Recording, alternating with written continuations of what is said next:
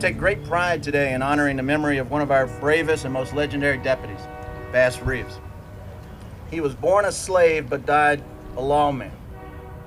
Among the numerous marshals that have ridden for the Fort Smith and Indian Territory courts, none have met with more hairbreadth escapes or have effected more hazardous arrest than Bass Reeves, who fears nothing that moves and breathes.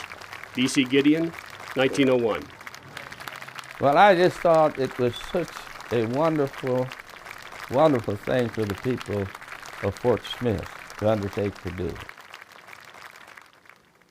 My name is Paul L. Brady. I'm a retired federal judge. My great uncle was Bass Reeves, Deputy United States Marshal.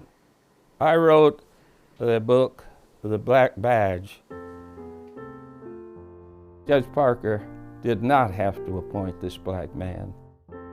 Bass knew the Indians since he had lived with them, and knew their language, knew their cultures, and he had many friends, and they respected him.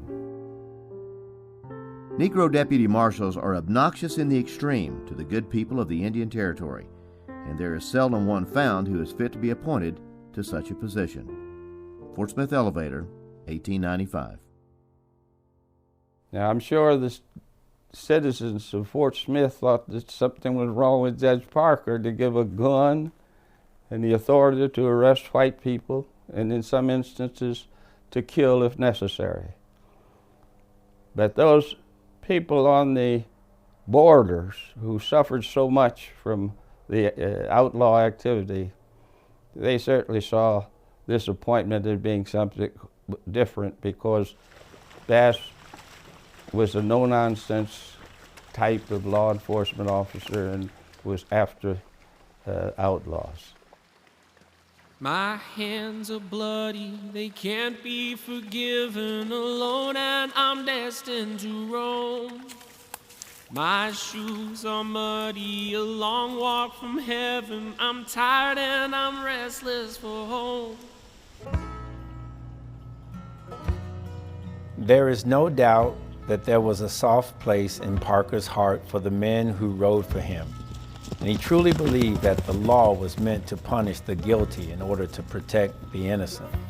But even so, Bass Reeves, a black and one of his favorites with an excellent reputation, still had to face the scales of justice despite some tinge of racism in his case. Nudie Williams. I am Charles Robinson, professor of history. I'm here at the University of Arkansas in Mullins Library in the Special Collections Room, looking at the writings of a former professor at the University of Arkansas, Dr. Nudie Williams, and his work on African American marshals in the American West. It's important to do the work that Nudie did because the voices of African Americans in the American past are really, really difficult to uncover. Often you were dealing with people who were not afforded the opportunity to of formal educations, and therefore, writing was not something that was universal. And so you have to really dig deep to find their stories, to hear their voices. And these are important voices because they add to the character and the fullness and the reality of what American life was in the time that you're studying. This is Nudie Williams writing about Bass Reeves. Throughout his career, he insisted that he had never started a fight or drew first blood in a fight. Yet in the course of making arrests, his own belt was once cut in two by an outlaw's bullet. His hat brim was shot through, his buttons were shot off his coat, and his bridle reins were shot out of his hands while pursuing all kinds of bad men. Just another young gunslinger who doubted my ability with these 6 guns. He was real fast, but like a lot of them, they couldn't shoot both fast and straight. Bass Reeves. I have always been so impressed with his integrity in doing just basically what was right.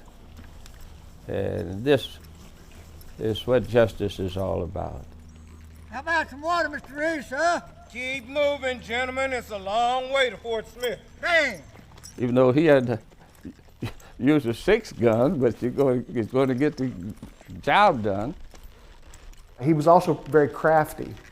Some of the stories we have from Bass Reeves involve him assuming disguises and luring people as a beggar or a homeless person in need of stuff, and taking advantage of that all the time while he's got his badge and his handcuffs and his pistol hidden under his loose clothing.